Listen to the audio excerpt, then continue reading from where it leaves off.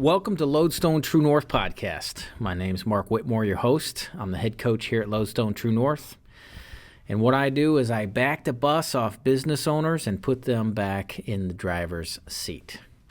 We talk here about becoming the best versions of ourselves for our families, our businesses, and our communities. And if you own or operate an organization, or if you simply want to expand your version of what it means to master your own destiny for the sake of your family and your community, you've come to the right place.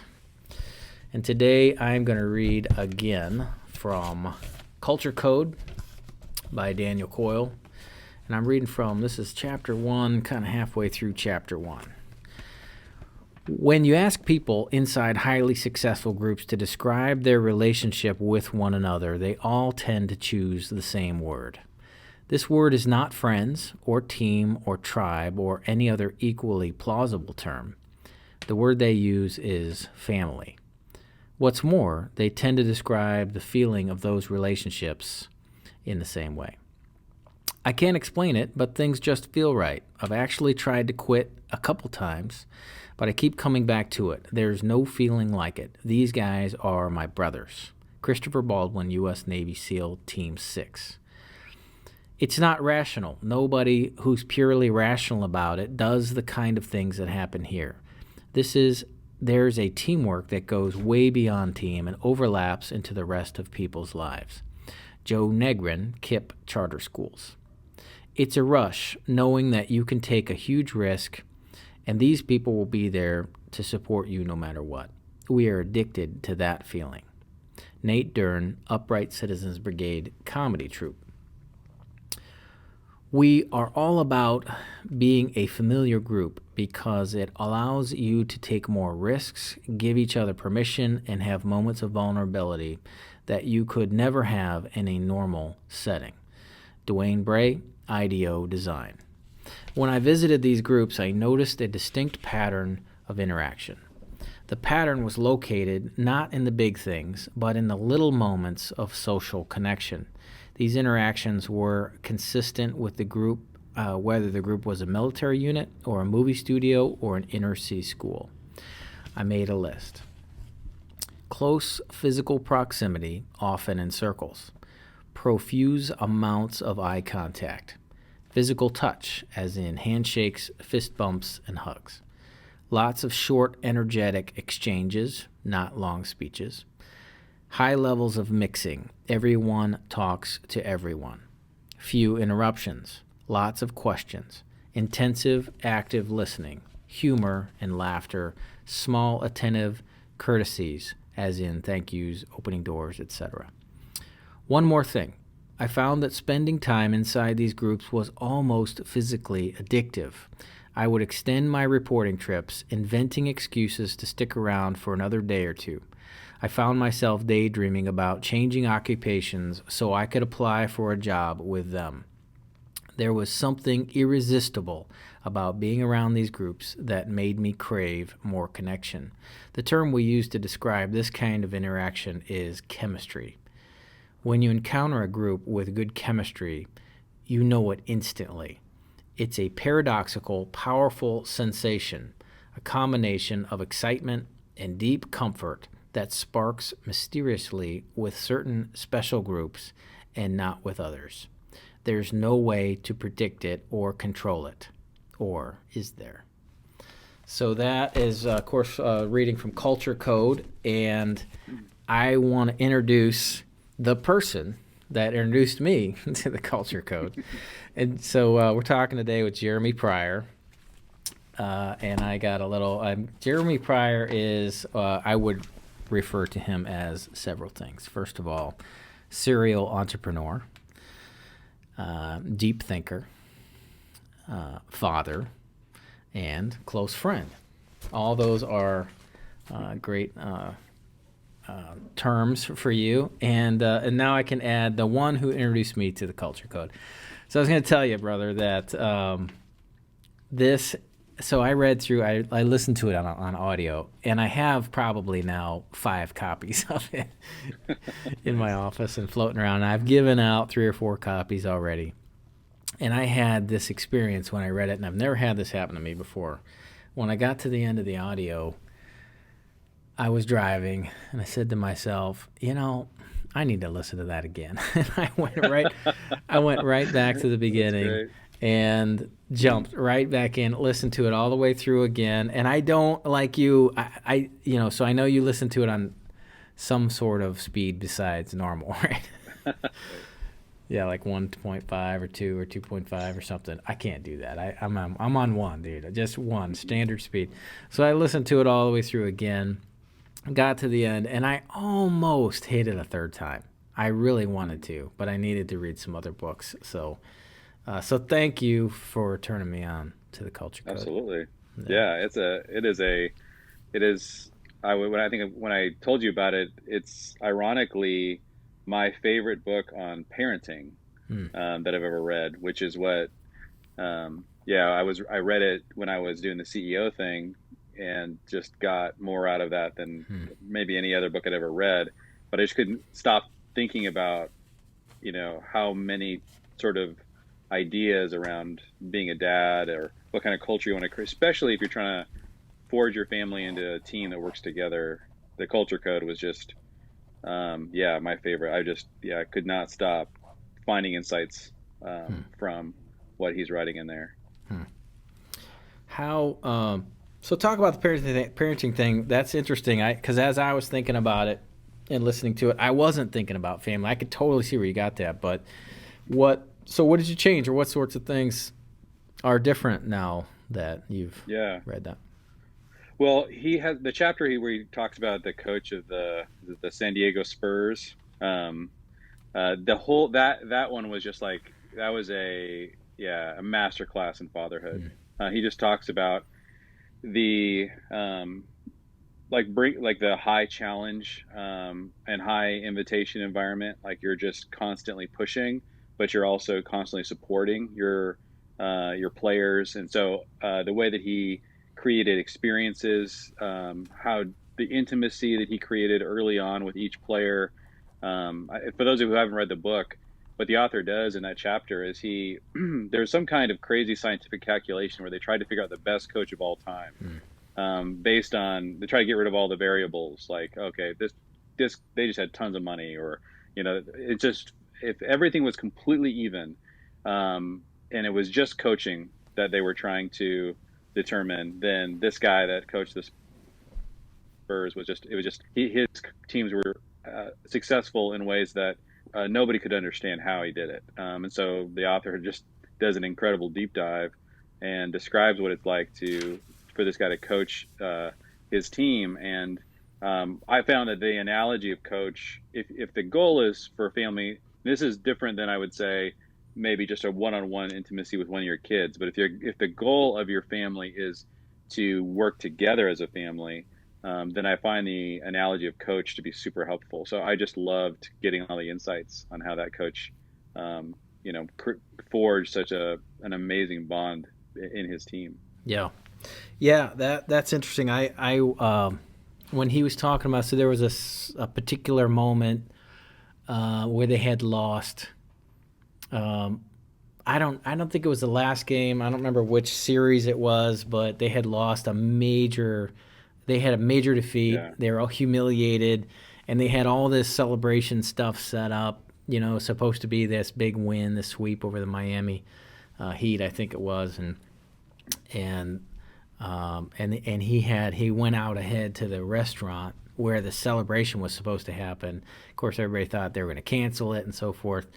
And he had them all go there anyway, and they had all the families there, and they had this just big kind of group debrief, very emotional and tender debrief, and he wasn't mad, and he didn't yell at anybody, and it was all kinds of, just Band-Aids and wound care and so forth. And as a dad, that seemed really familiar to me, the hey, we didn't make it, we're all hurt here, let's regroup and just kind of love on each other. And it was really tender and interesting to see that, because he's kind of a hothead, there's a lot of he's a storied hothead, you know.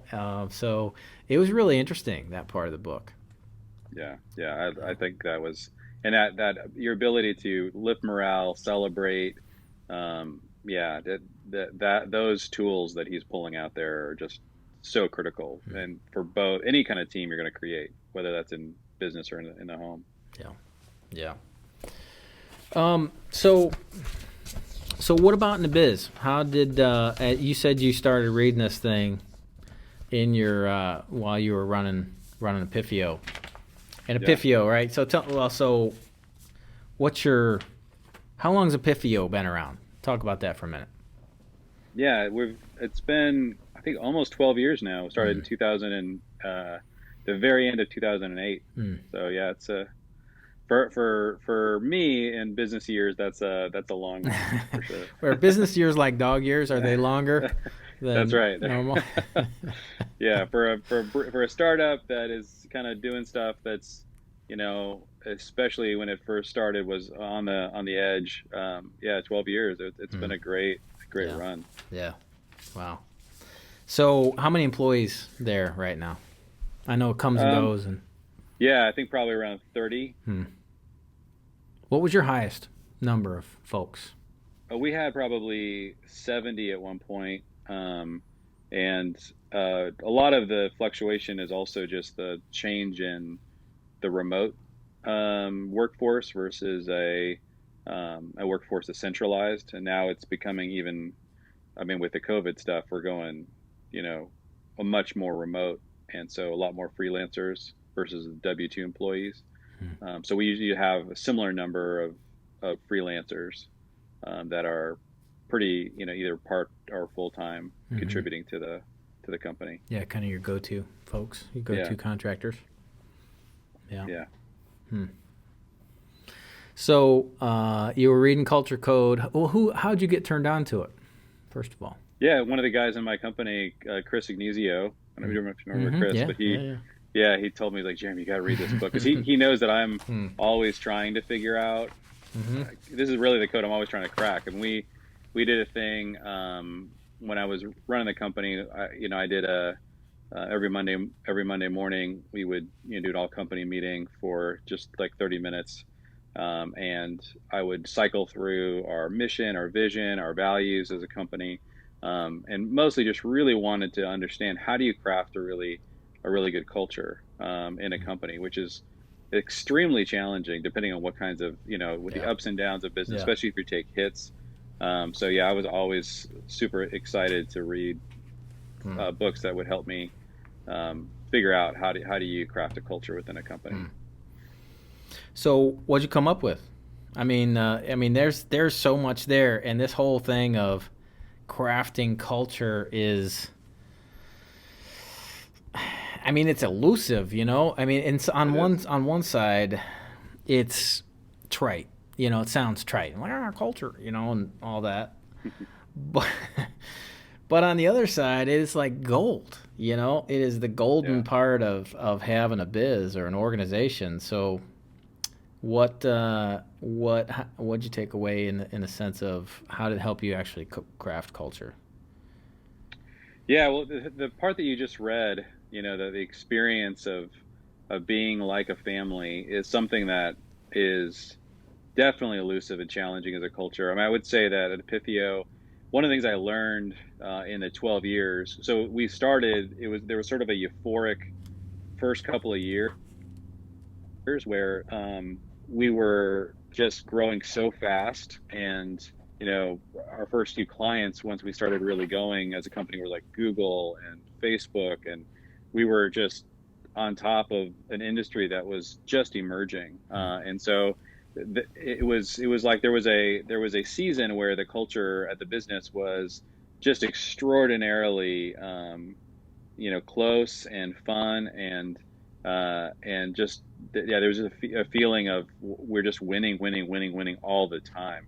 And a lot of that was the timing of the business. It wasn't necessarily like we just, wasn't something that we certainly didn't manufacture or whatever, but it was, we were really circumstantially fortunate, I would say, And so it was, but that the impact it had on the culture was profound. But we were in an industry where the barrier to entry was extremely low, and so after a couple of years, when the word got out, there's great margins in this business. You can start really simply a company like this, like literally hundreds of competitors. I mean, Mm-hmm. it was almost like a weekly thing. People were ripping off every trademark we ever created. There was like Epipheo and there was Gistio. There was one website that literally took like our whole website and like just basically, and our website was extremely unique with all kinds of animations.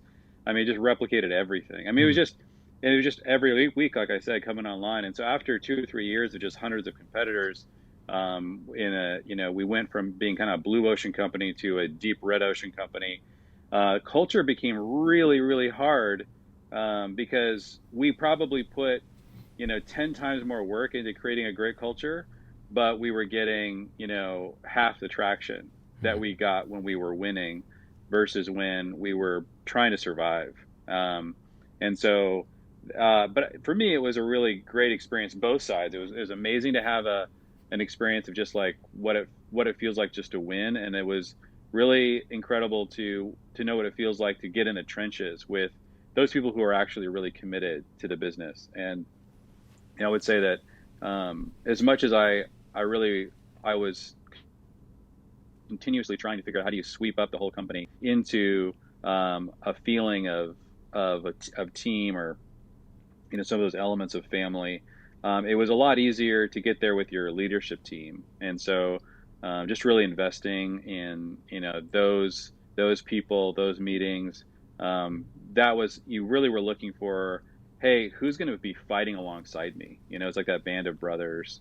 That became a lot more realistic because when you have to go through periodic layoffs, and when you see, the potential of losing clients, or even, the attractiveness of people starting a competitive company, former employees, it just continuously was challenging to like, how do you keep people motivated and excited and committed to the project that we're sharing here.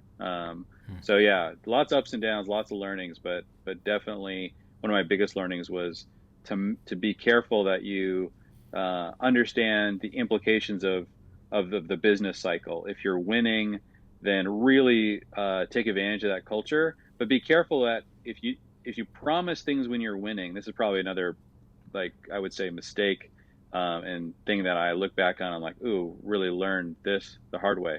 You can make a lot of promises when you're winning to your people that you can't, that are really, you're able to do because you're growing so fast. The cash is there, the excitement is there, and so you get really generous, and sometimes that generosity spills over into policy. that you can't really pull back without really causing people to say, hey, I thought we were a family. Why did you let that person go? um, Yeah. and Yeah. so that was, I think, one of the things I learned, that man, culture is forged in both the up times and the down times. Yeah. Yeah, that's an interesting dilemma or dichotomy, I guess, between families and organizations. You can't, well, I suppose you could fire your kids, but That's or right. they could fire you, but that's like, dude, it's over at that point. Like some ship Right. has sailed long ago when that happens, right? But yeah, that's the comparisons between family and organization can break down pretty quick there. Yeah. But yeah, that's interesting. So as far as your core values of your company, did you circle around a handful of, hey, these are the things that define us here at this org, and this is our in and out kind of door around those values? Did you have that, something like that? Yeah.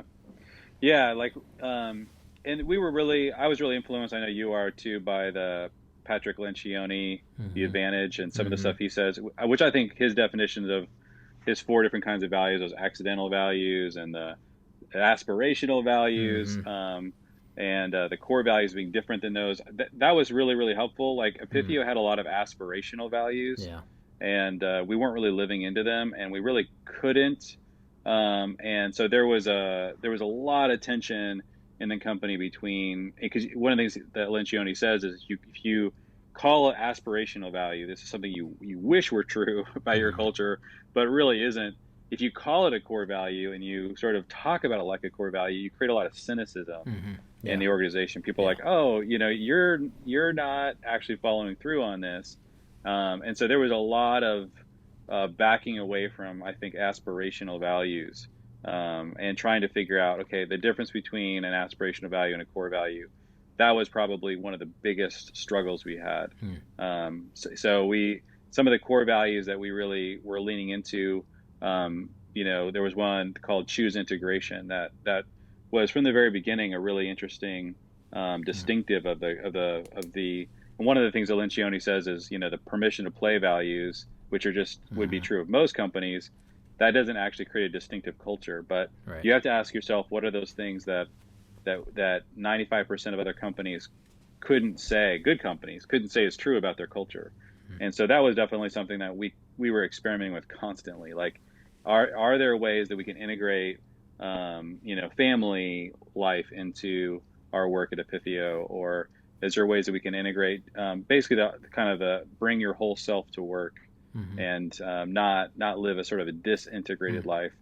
We did lots of experiments with, Mm-hmm. like, meals with family coming, letting people bring their kids to work that are homeschooled or having a day off of school, Mm. a lot more often, figuring out how to make that work.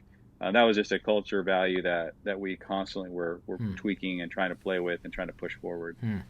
Did you find that? So was that a codified core value? Choose integration, like you Yes. said. Hey, Yeah. this is who we are. Okay. Yeah. Yeah. And there was one time actually where we actually let somebody go because Mm-hmm. they hated that value so much, and it was a really tough meeting. Mm. I remember that one. I said, man, this is something we really believe in, and Mm. you're actively resisting this in a way that Mm. is really impacting the culture. And he was, especially when you're promoting people, he Mm-hmm. was really at a spot where he either needed to become a leader in the organization Mm-hmm. or leave the organization. Mm. And it just made sense at that point. He was not committed to that core value, and we had to really, like, ask, do we believe this or not? Like, Yeah. if we promote this person, then I think that that's really suggesting that we don't this isn't core anymore. Mm. And so, yeah, I had to make a hard choice there. Yeah. Yeah. So one of the things, and we've talked about this before. You're familiar with, EOS and traction and that kind of operating system, which I use with my clients at various degrees. But there's a tool inside of there, the people analyzer, where you have your values, 5 values, let's say, and you think about them in some sort of 3-tiered, kind of green, yellow, red, or plus, neutral, negative. And one of the things we're going for is in an organization is saying nobody that's negative on a core value. So, for example, choose integration. Have your team, your leader, your management folks be able to say, "Is Bob here? How is he on choose integration? Is he yes, maybe no?" And you set up a hurdle, a trigger, kind of a ceiling that you can't fall below. And then if folks are following below that, that triggers a management intervention of some sort, whether it's, hey, the manager needs to up his game on the coaching side, or maybe we hired the wrong person, or maybe we're not giving them the tools, or et cetera. But when you have some sort of, I guess I would call them, squashy core values like be nice, or Yeah. something like that. I mean, integrity is kind of my favorite one to pick on, but Yeah. but they're just kind of so broad, and anybody can kind of say, "Oh, that's me," and it's Yes. really, it's hard to kind of say, "No, actually, that's not you, and here's these 3 ways," or "Yes, it is you, and here's these 3 ways." So Yes. yeah, so that's interesting that you were able to use your value to do a purge. Any Yeah. other of your values that you were able to? Well, tell me what other ones you've got. Yeah. So another one was pursue meaning, which was where we were trying to say, and it would definitely overlaps with the choose integration, was like, let's make sure that um, we are figuring out things. We're able to talk about and pursue things that are really meaningful. This caused us to start a whole division of the business that was really serving nonprofits, and ones that were especially aligned with the owners of the company.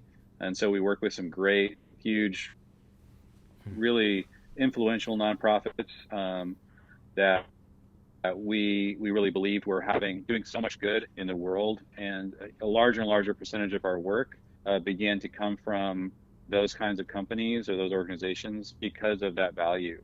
Um, there's I would say probably the biggest mistake that I feel like we made. I think there's an EOS tool around this as well. I'm curious but if I'm not mistaken, there's kind of like a sort of a way to think about your core values in terms of some should really sort of bless or benefit the employees, some should benefit the company or the shareholders, and some should really benefit the client, right? And there needs to be some balance there. And what happened to us was, because our first, sometimes if you're successful too early, there's just, certain things get just cemented in the culture that you can't recover from, or very difficult to recover from. And one of the things that happened was, because we were growing so fast in the early days, all of our core values were really to benefit the employees. I mean, essentially to create the internal culture that we wanted. And we really took the client for granted. And I would say the shareholders as well, to a certain degree. I mean, in the respect of the core values, I feel like the mission really emphasized the client a lot, but we needed to take a step back and really balance the employee-centric core values with the client-centric core values and the company-centric core values, and call people to sacrifice sometimes for the company or for the client, and that these need to be in balance somehow. And so the way we balanced it, like I said, was our mission was much more geared towards the client, but I really think that's important to balance the values, and our values were very employee-oriented. Yeah, that's interesting. I'm thinking of a number of clients of mine and a number of clients of some friends of mine, and then also of Ford, the Ford company. So around all that. So one is I have a couple clients that have done that, where they have some client-facing core values. One is the clients in the room, I think, or the customers in the room, or something like that. And then I have a friend of mine has a client, and they're a big commercial contractor, regional commercial contractor. I think they're $500 or $600 million company. And they kind of flipped that around on its head, where they fire their employees if they treat their customer better than the employee. Like they literally have this like tier where they say, A, it's your coworker, B comes our vendors, and C comes our clients. And if you get those out of order, we'll fire you. And, Wow. and that created this kind of chain reaction, that the clients are they love these guys. And of course, these are contractors. These are guys building high rises and football stadiums and stuff like that. So, they're hard edged blue collar guys and gals in many ways. And so in that contracting space, there's lots of shenanigans, around building stuff. So they found that to be a real differentiator, and their clients are absolutely won't work with anybody else. They're like, we definitely want to work with you. Please treat your folks better than us. And that means we'll get treated well. They kind of see that, and they're good at talking about that progression. But it's interesting how this culture really rolls out from the DNA, kind of the person with the DNA, Right. the person that's the code writer of, so to speak, the carrier of the flame. I love in The Road. Have you read The Road, Cormac McCarthy? I haven't. Is that? Oh man, I keep seeing it pop up. yeah. It looks Don't so dark in the don't yeah. the trailers of the Oh, movie. don't watch the movie. Do Okay. not watch the movie. That turned me off was just the scene. Yes. So yeah, what's to give me the pitch on why, like, why I should read a book that looks that dark? Well, first of all, ignore all the trailers. They got it Okay. wrong. I would insert here, and I think you probably disagree with me on this, but I would insert Lord of the Rings as a as evidence. Yeah. I think the movies don't to me don't convey the color and Yeah. meaning of the Agree. books, very well. Yeah. Although I think they're great movies. Yeah. Uh, but the It's road. got the same main character in the movie, right? Isn't that Viggo Mortensen who plays in the road? Yeah, that's The right. That's Aragorn. right. Yeah, Aragorn. That's right. I forgot about that. Yeah. So the road it's an allegory. It's a thinly veiled allegory. I mean, it's a father son deal, and basically the setting is post apocalyptic setting, but it's not about prepping or apocalyptic stuff or politics or any of that. It's 100% about the terminal action of handing the next generation to the world.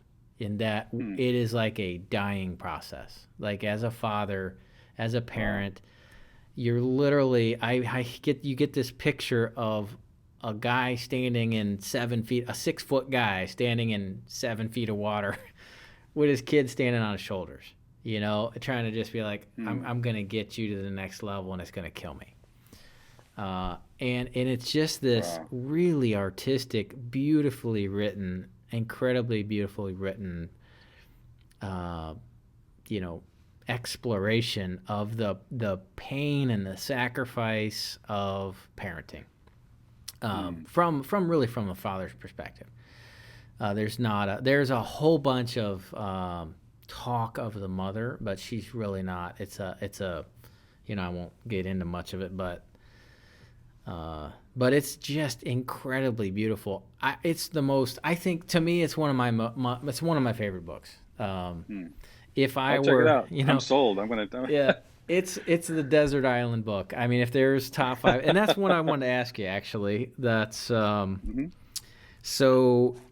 Give me, and this is totally off the cuff, right? So, Hmm. um, we haven't prepped on this at all. So Jeremy Pryor banished to a desert island. The Napoleon deal, right? You're put on the island forever, and nobody can come and mess with you. All right, so you have 5 books, Hmm. and they're in Man. print. They're in print. They're bound. All right, this isn't like Yeah. on your Kindle or anything. 5 books. Man. Yeah, that's right. My Kindle, I could bring a lot more if I than 5 books. Um, Man, there's so many that have just changed my life. Are we talking about specifically business oriented books No, just or anything? you get 5 books, five bound. So this isn't like the Encyclopedia Britannica series, or this is a Uh, single book, with edges and binding and so many pages, and you can set it on a shelf, and you got 5 of them sitting on a shelf, and it's goodbye, Jeremy. We're never gonna see you again. oh, You got 5 books. yeah. Mine would, well, I probably do. Well, the first one would be, besides the Bible, because I know I'd want that. The Silmarillion by Tolkien would definitely be the first fiction book. Hmm. It's my favorite fiction book of all time. It's the Old Testament of the Lord of the Rings. Mm-hmm. Um, I read it probably twice a year, um, and have much of it memorized. But I would definitely Mm. take that. Mm. It speaks to my soul in some really weird way, Mm. and there's no genre that's really like it. I mean, Mm. it's mythology, but it's not like any mythology I've ever read. Mm. Um, so that's a huge one. I would probably bring some C.S. Lewis. I'm trying to think of which one. Mm. Um, I mean, his stuff is so great. I mean, I love like Mere Christianity or Screwtape Letters. Some of his top ones would have to make the cut. Um, Mm. man, Yeah. Other, I know you and I both have a mutual love of the frontiersmen. Mm-hmm. Yep. Good That old that Alan Eckhart. Good old Simon Kenton. And oh my gosh, that book is mm, so good. yeah. I just finished reading the Empire of the Summer Moon. Have you? I've Mm-mm. read that twice now. Mm-mm. It's about the Comanches. Mm. Um, Wow. so good. Yeah. Um, yeah. So I go into phases where I just want to live in that Western frontier Mm. world, and so And who wrote that Empire of the Summer Moon? I don't remember his name. Um, it is so good. Hmm. Yeah, if you really, it really sort of takes you through the sort of from the very beginning when the Texans started to move in Hmm. to Comanche territory, all the way to when they were living on reservations Mm-hmm. um, it's just super well told, very similar to the Hmm. Frontiersmen, Hmm. Yeah. similar level, similar kind of Hmm. um, yeah. But those are some of my favorites. Hmm. I find myself going back to over and over again. Well, so let me change the question. 5 authors. And you get whatever they wrote. You have 5 authors, a bookshelf full of these 5 authors. Hmm. So there you got Tolkien and C.S. Lewis. Although with the Bible, I guess that would kind of you'd have to tear out some chunks of it, because you can't just kind Yeah, of say Yahweh or Jesus or the easy kind of Paul. God. So so you're gonna have to dig a little deeper on the Bible one. But so far, I got Tolkien, C.S. Lewis, and some author in Scripture. Yes. Um, Man, I love like George MacDonald. Hmm. He's Mm-hmm. that Scottish author. Um, Didn't um, C.S. Lewis read him? Was he a? I'm trying to remember who yes, yeah, studied he was him. very Hmm. very influential on Lewis. David McCullough, Mm-hmm. the historian. Yeah. I tend to almost read everything he writes. Hmm. I love history, Hmm. so people that can really make different historical epochs come to mind. Walter Isaacson's books, his book on Einstein, on Steve Hmm. Jobs, on Benjamin Franklin, they're all incredible biographies. Um, Hmm. yeah, I love his stuff. I mean, I like like Malcolm Gladwell and some of those kind of guys. I just Mm-hmm. they're a little bit hit or miss, I would say. Some of their like Mm-hmm. outliers. I love that book. That was definitely when Tipping Point came out. Those are really really fun Hmm. reads for sure. Yeah. Hmm. That's I love hearing hearing what you're reading. So what do you got on your quote unquote nightstand right now? Man, I got a lot of books. So John Krakauer is another one. Hmm. I'm just getting. I've never read Under the Banner of Heaven, but he wrote what was that book? Into the Wild, Hmm. which is talk about an engrossing book. That's incredible. Have you read that one? But the guy Is just goes off into the Alaska in Alaska? wilderness by No, himself. no. I know Oh there's a man, Mark, movie, right? you would love it. Oh my gosh, it's so good. All right. But some people like this book even better, so I decided I didn't I've never Hmm. been super attracted to its theme, but people are just can't stop raving about it. So I just picked it up and started reading it. And man, I'm rereading a book called Fifth Business. That's a Hmm. very obscure one by a guy named Robertson Davies, who's really into Carl Jung and Hmm. just wrote a bunch of fiction related to him. But that stuff really fascinates me. But yeah, history. I mean, I have been completely obsessing over the Audible Great Courses lately. Hmm. I probably listen to 2 or 3 of those a month right Hmm. now. They're so good, and they're getting better. It's Hmm. like there's one, by the way, if anybody is looking, because there's so many, you might just get lost. But there's one that is on American history. It's just general American history one. But Hmm. you'll notice it's probably the most popular one on Audible. It's 42 hours long, Hmm. and it's three different professors, and it has got to be. I was like astonished listening to this book at the the quality. I could not. So they basically took the top professor, and these guys, they're not just looking at the top scholar, they're looking at the top teacher scholar. So they had the best one from early American history, kind of mid, like kind of Lincoln Civil War, and then modern American history. And they split it up. And what really astonished me was, I mean, I took history classes in college. I'd never taken history. It was so many times better. And so what I couldn't get over was the ROI. I kept calculating in my head, you know. I'm like, I spent $9 on this 42-hour history course. Yeah. I'm learning so much right now. A professor just put on Twitter, he calculated what one of his courses costs. He said that his average course costs the students, they're $7,000 per student. He's got about 100 and something students. He said it's about $1.2 million for him to share his PowerPoint for 11 hours. Yeah. Anyway, Wow. Put that up against the $9 you would spend on the U.S. history course, on greatest courses, and it's just.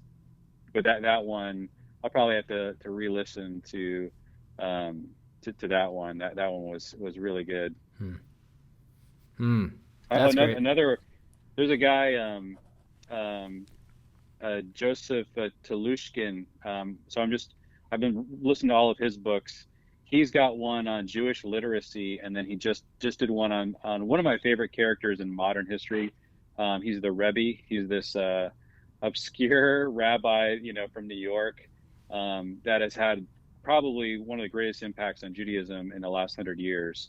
Fascinating character, and people just keep writing biographies about him. He died in the 80s. But yeah, Telushkin wrote some books on Judaism, really for Gentiles or for people who don't know much about.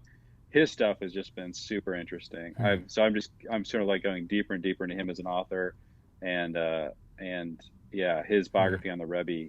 I've read every biography I can find on the Rebbe. There's 4 or 5 that I've read. This one is probably the best one I've read. It's really in terms of leading a community, which is something that just baffles me endlessly. Like, how do you lead a community? And so the Rebbe was the top. I mean, nobody. I've never heard of anybody who had the ability to lead like he did. So I'm just getting into his stuff as much as I can. As you're talking, so just lately, I don't know if you saw this, the dam burst in Michigan from the rains. Oh, really? No. Some huge dam in north central Michigan, and it's this earthen dam, and you could kind of see it just kind of come apart, and just all this water comes blowing through there. When you ask Jeremy Pryor what he's reading, it's just like, whoa, like. Yeah, you need to stop me somewhere, because I. Oh man, wow, that's good stuff. Well, so talk about your parenting books. Tell me how that's going. I haven't dug into those yet. I'm looking forward to it, and I'm interested in. You've written them a little while back now. How long they've been out?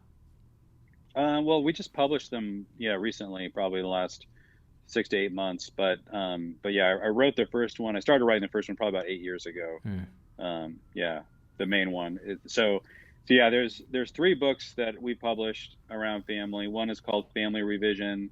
A Father's Compass is another one, and then 31 Creative Ways to Build a Family Team. But those 2 are both sort of support books. The primary one is Family Revision, which is kind of my thesis, that in the Bible, God really designed family to be a multi-generational team on mission, as opposed to just a collection of individuals. And so I've got, there's so much in there. The guys just taught me a lot of stuff. Mark, that you've taught me is in there, and inspired by things that I learned from you. And but it's been a process of just collecting these ideas and trying to figure out how to tease them out. And Family Revision has been a fun project, and I'm working on another book on the Sabbath right now that hopefully will be finished in about 6 months. But yeah, those are the ones. So has it it's interesting after you get something like that done to just look backwards and see, and there's ripples and reverberations. What's your how you feeling after, it's been a little bit of time since you've got it out there?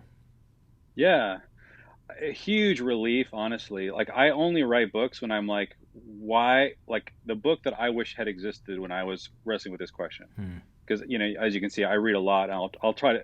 I tried for years to find a book about this topic, and I read tons of biographies, every multi-generational family biography, Rockefeller and the Rothschilds and anything Mm-hmm. I could, the Kennedys Mm-hmm. even. I mean, it was like Mm-hmm. anything I could get my hands on. Like where? Yeah, How yeah. do you do? The How do you build it? And Godfather. so yes, The You got to put the Godfather. Godfather in there. I did. I even read that book. Man, Yep. yeah, there's a little Yep. bit of trashiness in that book, but it's Mm-hmm. really good anyway.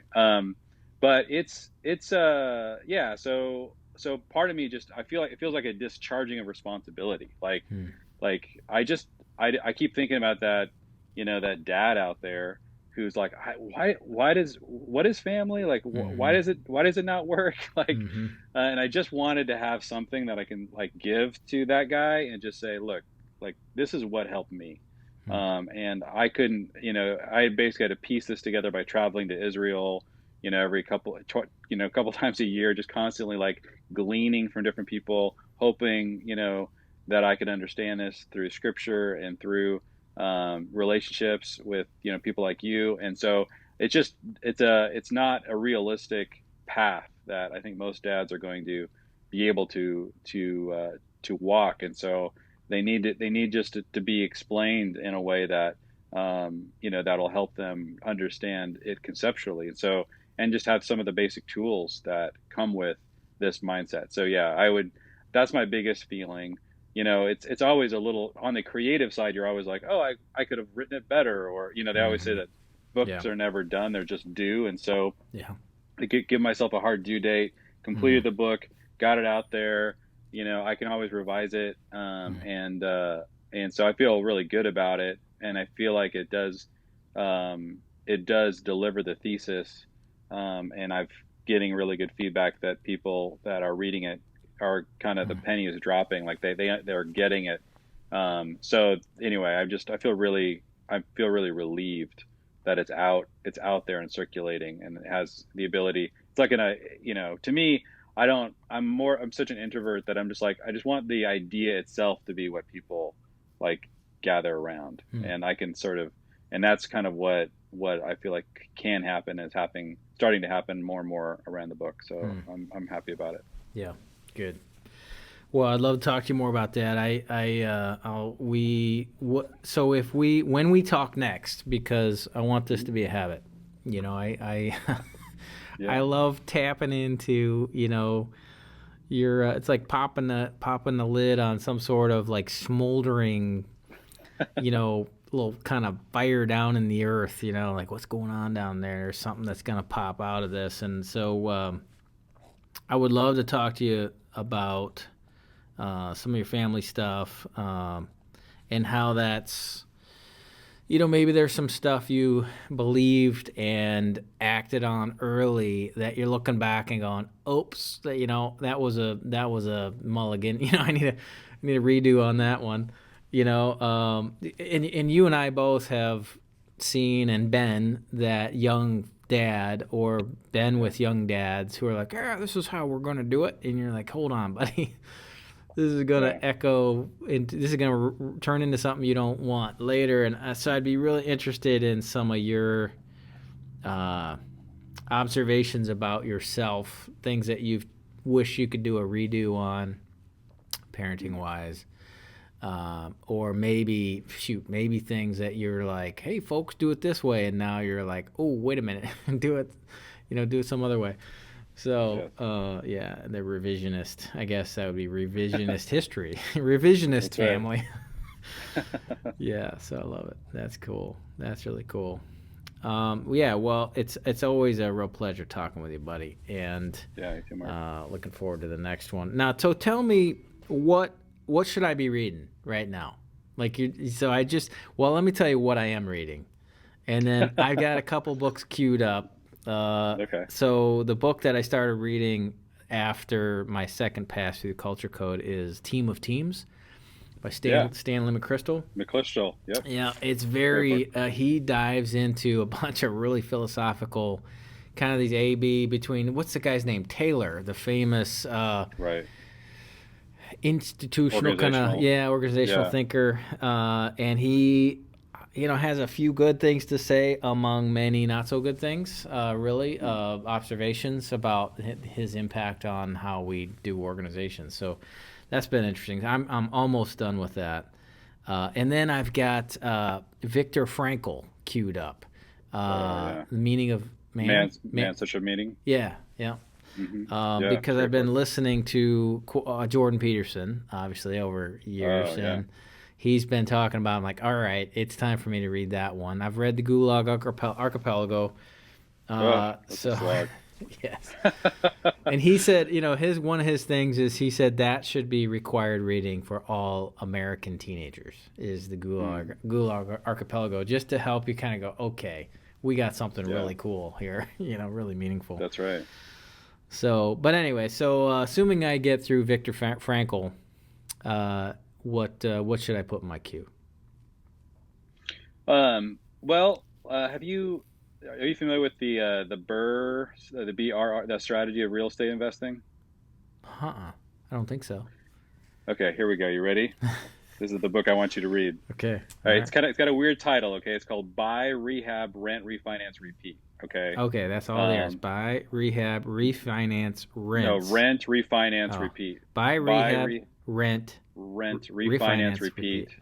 The subtitle is the BRRR, BRRR, Rental Property Investment Strategy Made Simple by David M. Green. Green spelled with an E at the end. Oh my gosh! So this guy has cracked the code on real estate investing. I'm convinced. We just bought our first property, and there's a couple tiny tweaks he does. You can tell these moves, and they're small. Anybody can make them, but and all of my just knowing about different people don't quite understand it. So he just walks you through it so well. So I'm just absolutely geeking out on this, and I'm so excited to be working on it. So I would say that's one, because I just think everyone needs to constantly level up. I mean, you've got a lot of experience in real estate investing, and I think what I keep noticing is these industries, they kind of and I'm experiencing this now, and I'm getting into these crazy microgreens and some of the stuff we're growing here. Is that what is going on with the internet? One of the coolest things is that it's like a hive mind that's evolving like the industry in real time, and sometimes there's a breakthrough, and it takes years for that to come all the way back around and really saturate the industry and say no, we've kind of figured out that this is the better way, sort of like an EOS. So that's a great example of here is a operating system that a company needs. And I would say this book is the EOS for real estate investing. Wow. All right. It's that profound. So yeah, I would definitely highly recommend it. All right. I'm putting it on my queue. I've got now, so Audible or physical? Yeah, you can, whatever is easiest for you to get through. I mean, the Audible book is fantastic production quality. So okay. Definitely, yeah, you might want to. I'm going to go back, and I just finished. I'm going to listen to it again. He's got a great podcast too. There's so much content on the podcast that it could be a little overwhelming, but it's a great supplement to the book. But the book is really where you want to get the gist of the main idea. All right, perfect. So how do folks get a hold of you? What's your preferred way of being kind of contacted, reached, around, or how do folks tap into what you're doing? Oh yeah, well, probably the best way, they could go to familyteams.com. We got 3 podcasts on there that we do. I write an email every week called Jeremy's Journal, just what I'm thinking about, is primarily in terms of, so that all of my family thoughts live there. We've got a Instagram page and stuff, so that's really active. So that's probably the main stuff you can get a hold of me. If you just want my random weird thoughts, I'm on Twitter and on Instagram, so you can follow me there. And I usually write an essay about once every week or two that I then drop. That's kind of like when I really need to tease out an idea at a deep level. What's your Twitter handle? Jeremy M. Pryor, both Instagram and Twitter are Jeremy M, as in Marshall Pryor. Mm-hmm. By the way, Mark, have you heard of the book Atomic Habits? Yes, I have. Okay. Somebody's been telling me I got to read that. So Yeah. I was curious if you have gotten into that one yet. Yeah, a buddy of mine has a kind of a business cohort that swears by it. So we'll see. I've seen a That couple things. that's an example of yeah, I mean, you're pretty disciplined.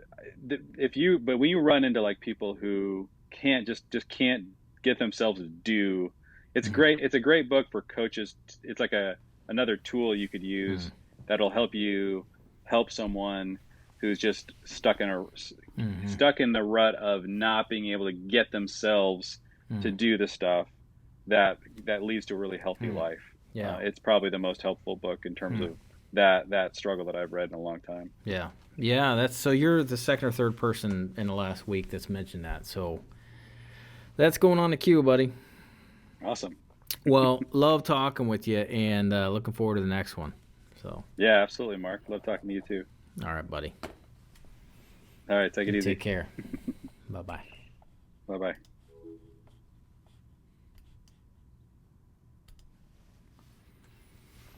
So you can see why I really like Jeremy Pryor. He's a deep thinker, deep processor around business and organizations and families, etc. So pick him up on familyteams.com. Jeremy M. Pryor, at Jeremy M. Pryor, as far as Twitter and Instagram.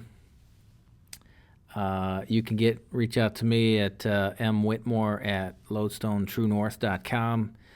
Of course, www.lodestonetruenorth.com. And looking forward to also just got would love to have you, of course, subscribe to the podcast. And if you want to reach out, go ahead and email me or comment in the comment section. And really enjoy doing this with you. Looking forward to the next one. This has been episode 002, Lodestone True North Podcast.